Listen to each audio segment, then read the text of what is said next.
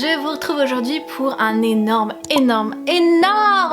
book haul, puisque ces derniers mois j'ai reçu quand même pas mal de livres et j'ai pas tenu à jour forcément, puisque bah voilà, je n'étais guère là, hein, comme vous le savez. Donc ce qui fait que vous avez le droit aujourd'hui en exclusivité à un énorme book haul de la Muerte. J'ai reçu beaucoup de services presse, surtout cet été, et puis je me suis acheté quelques livres, mais vraiment genre 3 livres, donc c'est pas énorme, mais par contre j'ai beaucoup de services presse à vous présenter, puisque c'était un été très chargé en sortie quand même. Donc on perd pas plus de temps et on y va. Petite note à bene, je ne vous les montre pas dans l'ordre chronologique où je les ai reçus parce que je m'en souviens pas, tout simplement. Premier livre que je vous présente, c'est le tome 2 de La princesse et l'alchimiste de Amy Hallward, sorti chez Pocket Jeunesse. Au mois de juillet, il me semble, PKJ nous a demandé de choisir dans le programme ce qui nous tentait le plus, hein, pas forcément dans les sorties, parce que je crois qu'en juillet il n'y a rien qui est sorti. Et moi ça faisait un moment en fait que je voulais lire le tome 2 de La princesse et l'alchimiste, que j'avais beaucoup aimé. Je l'avais trouvé très sympa, très jeunesse certes, mais l'univers était vraiment cool, un univers de contes de fées où je me sentais bien dedans et j'avais vraiment envie de lire la suite.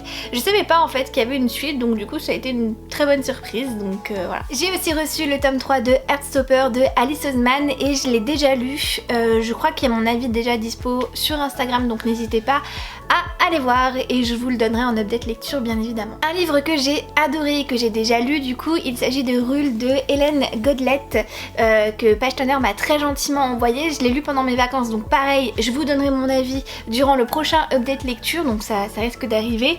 Et on va suivre 3 jeunes femmes qui en fait sont des princesses mais qui l'ignorent totalement, puisqu'elles ont été élevées loin de la cour, chacune séparée, hein. Elles ont vécu avec leur mère sans savoir en fait qu'elles étaient les filles légitimes du roi, et on va les réunir à la cour puisque le roi a perdu son seul et unique héritier, le prince. Et du coup il va devoir désigner la prochaine héritière du trône, et pour ça bah, il va les rencontrer, leur faire passer un petit peu des tests, les former, etc. Et en fait les 3, on se rend compte qu'elles ont des gros secrets qu'elles cachent et qui sont en rapport en fait avec la cour d'une manière ou d'une autre, et j'ai trouvé ça génial. Je vous donnerai mon avis beaucoup plus détaillé, mais en tout cas il est sorti cet été et je vous invite vraiment à sauter dessus, en fait, il est trop bien. De la part d'Hachette, j'ai reçu My Korean Lover de Maud Parent, visiblement. Alors si j'ai bien compris le résumé, c'est l'histoire d'une jeune femme qui va un jour percuter violemment une star de K-pop sans vraiment le savoir, puisqu'elle est complètement étrangère en fait à ce milieu-là. Et ensuite je crois que les deux vont se retrouver à nouveau, puisque elle a été désignée dans son travail comme étant celle qui allait devoir suivre le groupe en tournée, je sais plus si c'est mondial en France ou que sais-je, je sais plus du tout. Et donc du coup il va avoir une romance. Moi je suis très extérieure en fait au monde de la K-pop, je connais rien du tout, donc du coup bah, ce livre, quand j'ai vu que l'héroïne y connaissait rien non plus et tout, bah, je me suis dit bah pourquoi pas essayer, voilà. Donc j'ai pas encore eu le temps de me plonger dedans, c'est une petite romance, hein, ça a pas l'air énorme. J'ai vu qu'il y avait déjà eu des retours et qu'ils n'étaient pas vraiment très positifs, donc je le lirai et je me ferai mon avis. J'ai aussi reçu Ce sera moi de Lilali, toujours chez Hachette, et c'est un livre déjà moi qui me donne trop envie de lire parce qu'il a l'air grave pop, grave good vibes et tout le tralala. Franchement ça a l'air trop cool comme lecture. On va suivre une jeune femme qui s'appelle Sky et qui rêve de devenir une star de K-pop, et elle va se présenter du coup pour ça à un concours à la télévision, et il faut savoir que Sky a des formes, voilà, c'est une fille en chair, et malheureusement la grossophobie du jury va je pense lui faire beaucoup de mal parce qu'elle s'attendait pas à ce que ça soit aussi difficile. Donc je pense que c'est un roman qui a l'air vraiment génial, avec beaucoup de messages hyper positifs dedans, tout du moins je l'espère, parce que c'est vrai que le résumé comme ça, ça fait un peu peur, on a l'impression que ça a l'air méchant et tout, donc j'espère vraiment que c'est aussi positif que le grand sourire de la nénette sur la photo. Toujours de chez Hachette, j'ai reçu Face à Face de Mercedes Ron. Cette autrice là elle est très connue chez Hachette puisqu'elle a fait toute la saga à Contresens, si je dis pas de bêtises, mais il est possible que je me trompe, c'est possible. En tout cas je sais qu'elle a écrit une grosse saga chez eux que j'ai jamais lue, donc je la connais pas du tout. Et en fait on va suivre une jeune femme qui s'est fait enlever à Central Park et elle a réussi en fait à s'en sortir, et son père, qui est je crois très riche, a décidé du coup d'engager un garde du corps pour la protéger au quotidien, et il va y avoir en fait une romance entre le garde du corps et elle, si j'ai bien compris, alors qu'ils sont de deux situations différentes, deux milieux différents, etc. etc. Donc encore une fois une petite romance. Vous remarquerez que j'ai quand même pas mal de petites romances parce que j'aime bien, je sais pas, ça me tente. Donc j'ai reçu Un été à emporter de Maureen Goo que Page Turner m'a gentiment envoyé. C'est un livre sur l'été et j'ai raté le coche pour le lire, mais qu'à cela ne tienne, je vais essayer de le lire rapidement parce qu'il est vraiment pas épais, donc ça serait quand même dommage de passer à côté. On va suivre une jeune femme qui est un petit peu le bouc émissaire de son école et de sa classe, et elle a une ennemie en fait en particulier qui elle vraiment s'en prend tout le temps à elle, et un jour en fait elles vont en venir aux mains, et durant l'été elles vont être punies en fait par rapport à ce qu'elles ont fait, et elles vont devoir travailler ensemble, je crois dans un food truck ou un truc comme ça. J'ai reçu le tant attendu, le tant apprécié Midnight Sun de Stephenie Meyer de chez Hachette, et je suis tellement heureuse. Mais si vous saviez à quel point je suis heureuse, je me le garde pour cet automne. Si vous n'avez pas vu ma palle d'ailleurs de l'automne, je vous invite à aller la voir en cliquant sur le petit i tout là-haut, puisque je vous en parle, et je vous dis que c'est un des livres que j'aimerais lire pour cet automne, et j'ai trop hâte de me le faire. Il est énorme, hein, j'en ai déjà parlé, je sais, mais je m'en remets pas qu'il soit aussi gros. Donc j'ai vraiment trop hâte de me remettre dans l'univers, c'est incroyable, j'ai l'impression d'avoir 16 ans à nouveau. Je pense que je vais fangirler à mort quand je vais le lire, vraiment comme quand j'avais genre 16 ans, et encore je suis vraiment gentille, je pense que je devais avoir au moins 13 ou 14 ans. Donc grande hâte, voilà, hein, on se sait, hein, ceux de ma génération, voilà quoi. De la part de Bing Bang, donc Brajlon, j'ai reçu Sorcery of Thorns de Margaret Rogerson. La couverture est magnifique, encore une fois j'en parle dans ma palle de l'automne. Je vous ai donné le résumé d'ailleurs dans ma palle de l'automne, donc n'hésitez pas à aller voir, parce que je vais pas non plus faire répéter, mais voilà, moi il me tente bien. C'est un one shot si je dis pas de bêtises, donc je risque de le lire cet automne, tranquillement sous un plaid avec un chocolat chaud. Je m'y vois déjà. Encore un livre dont je vous ai parlé dans ma palle de l'automne, j'ai reçu Béni soit vos entrailles de Marianne Stern. Pareil, je ne vais pas m'attarder sur le résumé puisque je vous en parle dans mon ancienne vidéo. C'est un livre du coup gothique et d'horreur où il y a du paranormal aussi.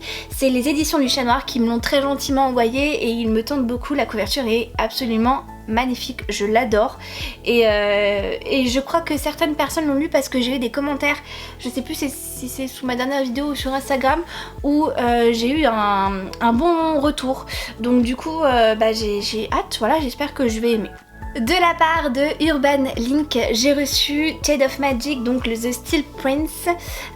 C'est un roman graphique, donc une BD, hein, vous connaissez avec The Urban Link, c'est leur spécialité, et je suis très heureuse en fait qu'il m'ait contacté pour que je le reçoive, puisque j'ai adoré la saga Shade of Magic, et là on va suivre du coup Maxime. Alors c'est pas un personnage qu'on voit vraiment beaucoup dans Shade of Magic, puisque l'époque de Shade of Magic, j'ai l'impression que je le dis tout le temps, c'est le roi en fait, et on va plus suivre son fils qui est le prince, et là en fait on va le suivre durant ses jeunes années, et je connais pas vraiment le personnage, donc j'ai vraiment hâte de voir, mais ça m'a l'air super cool, c'est une trilogie en plus, donc moi je fais confiance à Billy Schwab, les yeux fermés. J'ai reçu aussi Les élus de Véronica Roth, je sais pas trop comment ça se dit son nom de famille, de Michel Lafon, qui m'ont envoyé ça cette semaine ou la semaine dernière. Alors ce livre là, déjà arrêtons-nous 2 minutes pour regarder cette magnifique couverture qui brille de mille feux, moi j'aime beaucoup. Je ne crois pas que ça soit du young adulte, en fait on va suivre un groupe de super-héros, en tout cas jadis, ils étaient des super-héros durant leur adolescence, etc. Et ils ont vaincu l'Obscur, je crois, voilà, qui était le grand méchant, et puis 10 ans plus tard on va les retrouver, et en fait on pense que l'Obscur est de retour, et on va suivre principalement une jeune femme qui est visiblement l'héroïne du roman, je pense, je ne sais pas. Et en fait à l'époque, il y a 10 ans, elle avait un peu le rôle de cruche et de gourde qu'elle se donnait en fait en image, et du coup ou de fille un peu naïve en tout cas, et du coup 10 ans plus tard, elle a pas envie d'avoir à nouveau cette image, donc voilà, donc je sais pas trop de quoi ça parle, enfin si, je sais du coup un peu de quoi ça parle, mais vous m'avez compris, je sais pas comment c'est abordé, ni de quelle manière, mais j'ai hâte de me plonger dedans. Mais pour moi c'est plus cet hiver, je pense que je le lirai, je sais pas, ça me fait plus penser à l'hiver, peut-être parce qu'il y a une nuit étoilée un peu derrière, je sais pas, mais en tout cas j'ai hâte. Toujours de chez Page Turner, j'ai reçu Taxonomie de l'amour de Rachel Allen. On va suivre un jeune garçon qui s'appelle Spencer et qui a la maladie en fait de la tourette. Et un jour, il a une nouvelle voisine qui s'installe à côté de chez lui, sa voisine quoi, voilà, c'est logique, qui s'appelle Hope. Et il est complètement sous son charme, il est amoureux d'elle, mais il pense que jamais elle le remarquera. Et en fait, il s'avère que si, elle le remarque, et que Hope va complètement changer sa vie. Je me souviens que les éditrices de Page Turner nous en avaient parlé à Montreuil il y a 1 an, donc en 2019, en nous présentant un peu le livre et en nous disant que c'était vraiment très émouvant, que c'était vraiment trop mignon, trop chou. Et c'est pour ça que je l'ai pris, parce que leurs avis m'ont donné envie. Sinon c'est vrai que je l'aurais peut-être pas pris, mais je sais pas, ça avait l'air tout chou, tout mimi. C'est pas vraiment une langue adulte, c'est plutôt jeunesse, mais je sais pas, ça me donne envie. De la part de Hugo Niowey, j'ai reçu Mensonge 2.0 de Sarvenaz Tash. On va suivre une jeune femme qui s'appelle Mariam et qui du jour au lendemain devient célibataire puisque son petit copain en fait déménage pour suivre un truc à l'université à Perpète-les-Oies, bref, vous connaissez les trucs américains. Et elle décide du coup de s'inscrire sur une application en ligne qui promet de faire rencontrer les âmes sœurs. Et en faisant le test, elle se rend compte que malheureusement elle a 2 potentiels âmes sœurs, son ex petit copain qui est parti à l'autre bout du monde et son collègue de travail pour l'été qu'elle déteste et avec qui elle ne s'entend pas du tout. Elle va décider du coup de faire des rendez-vous anonymes pour en savoir un peu plus sur les deux. Alors bon, son ex petit copain, je vois pas trop ce qu'elle pourrait apprendre de plus, mais bon, pourquoi pas. Et en tout cas sur son collègue, et je pense que du coup elle va pas mal mentir, etc., se faire passer pour quelqu'un d'autre pour en apprendre le plus possible. Voilà, à voir. Voilà. Un roman que j'ai reçu de la part de Casterman et qui sort début octobre, c'est L'année de grâce de Kim Liggett. C'est un roman qui me fait très envie, on l'a vu beaucoup passer sur la blogosphère forcément, puisque Casterman en plus a envoyé ça bien dans une box avec des goodies, nanani nanana, c'était vraiment très sympa. Vous pouvez retrouver ça d'ailleurs sur mon Instagram, n'hésitez pas à aller voir dans mes stories. Si j'ai bien compris, et encore le résumé en donne très peu en fait sur le livre, on va suivre en fait je pense plusieurs personnes ou une personne, bref on s'en fout, mais en gros c'est des nanas qui ont des pouvoirs, c'est comme des sorcières en fait, et l'année de leurs 16 ans on va durant 1 an les exclure dans la forêt où elles vont faire je sais pas quoi, des épreuves ou que sais-je, c'est très mystérieux comme livre, pour que 1 an plus tard en fait elle puisse réintégrer la société. Voilà, et on ne sait pas ce qui se passe en fait pendant l'année de grâce. Apparemment c'est un mélange entre Hunger Games et La Servante écarlate. J'ai ensuite reçu Sibylle de Valentine Lalande que Hugo Niowey m'a envoyé très gentiment. C'est un roman en fait un peu du style Enemies to Lovers, puisque on va suivre une jeune femme qui s'appelle Sibylle et en fait elle est invisible on va dire, elle rase les murs, elle est timide, elle veut pas qu'on la remarque, etc. Durant son lycée, et puis elle est amoureuse depuis toujours d'un garçon qui s'appelle Soren, mais elle a jamais osé lui parler, il est mystérieux, il est grand, il est beau, bref vous avez compris.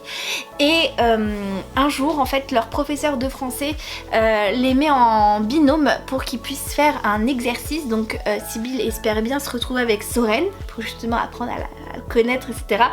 Sauf que c'est sa meilleure amie qui se retrouve avec Soren, et elle a le droit d'être en binôme avec le plus crétin de tous les crétins de la classe, qui n'est d'autre que Samuel, et voilà, elle ne l'aime pas du tout, elle le déteste, et finalement elle va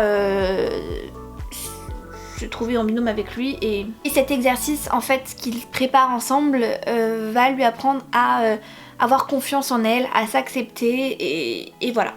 Donc bon, ils disent pas enemies to lovers dans les hashtags, ils disent amitié, body positif et tolérance, mais j'ai bien envie de croire à un ennemi Stoolover. Voilà, j'ai pas envie que ça s'arrête à l'amitié, on est d'accord. On passe au livre que je me suis acheté. Comme je vous l'ai dit, il n'y en a pas énormément, mais bon, ils sont là quand même, donc je vous les présente. Je me suis acheté La fiancée de Kyrakas parce que c'est du Kyrakas. Je voulais le lire cet été, je vous l'avais même présenté dans ma palle de l'été, et puis c'est un fail. Voilà, je n'ai pas lu celui-là, j'en ai lu d'autres, mais c'est un fail, et ma foi, ça sera pour plus tard, voilà, tout simplement. J'ai aussi acheté La 9e maison de Laïs Bardugo, en hardback bien évidemment. Je vous l'ai présenté dans ma palle de l'automne. Je vous ai dit que je connaissais pas vraiment le résumé, que je voulais pas le savoir, c'est toujours d'actualité. Donc je suis désolée, je vais pas pouvoir vous le résumer, mais je vous invite à aller voir sur internet si vous voulez en savoir plus sur ce livre. Mon amoureux m'a acheté Tout droit jusqu'au matin, donc de Liz Braswell de chez Hachette Heroes, et c'est une réécriture de contes de fées, et cette fois on va suivre Wendy. Donc là c'est une réécriture un peu de Peter Pan, mais plus ou moins. Moi ça me donne bien envie. Ça dit et si Wendy s'était rendue au pays imaginaire avec le capitaine Crochet. Donc moi le capitaine Crochet, pour moi c'est le mec sexy qui est Colin O'Donoghue je crois dans la série Once Upon a Time. Je vous mettrai une photo, et du coup pour moi tout de suite quand j'ai vu cette phrase qui m'a accroché l'œil, je me suis dit oh my god, on va avoir une love romance entre Wendy et le capitaine Crochet. Bon, ça se trouve c'est pas du tout ça, mais c'est pour ça que je l'ai pris de base, parce que c'est vrai que Peter Pan c'est pas mon Disney préféré. Mais on verra. En tout cas c'est vraiment une belle brique. Il est vraiment énorme comparé aux autres. Donc je sais pas quand je le lirai, quand j'aurai un peu de temps. Je dis ça pour tous les livres.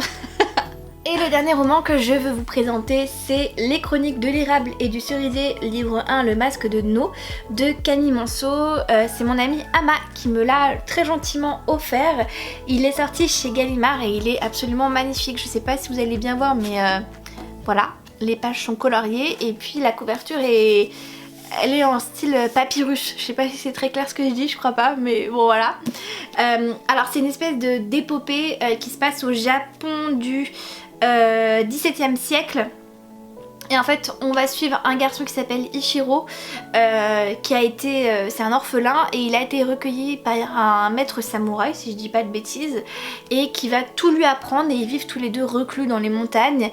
Et un jour il va être forcé en fait de sortir de cette vie calme et paisible, parce qu'il se passe un événement, on ne sait pas quoi, ils disent durant une nuit terrible, Ichiro voit sa vie basculer. Voilà, donc je sais pas ce qui se passe, mais voilà. En tout cas, ça a l'air d'être un roman super sympa. Pareil, je sais pas quand je le lirai, on verra. Mais c'est une saga en tout cas. Alors après, combien de tomes, je sais pas. Peut-être 2 ou 3. J'ai hâte de voir les prochaines couvertures, parce que c'est vrai qu'il est super beau quand même. Et voilà, j'ai terminé de vous présenter ce gros book haul. Bon, en vrai ça va, on a connu pire, vous et moi, on se le sait. C'est vrai qu'il y a eu quand même pas mal de sorties cet été, mais je trouve que en 3 mois où j'ai rien posté, je trouve que c'est relativement raisonnable. Vous me direz quand même, hein, franchement, on n'a pas non plus dépassé 50 livres ou autre. Moi je dis quand même chapeau, enfin je veux pas non plus me jeter des fleurs, mais bon, c'est quand même pas mal, on est d'accord. Comme toujours, n'hésitez pas à me dire en commentaire si vous avez lu certains de ces livres, si d'autres vous tentent ou pas. Et je vous retrouve du coup en bas pour qu'on puisse papoter ensemble.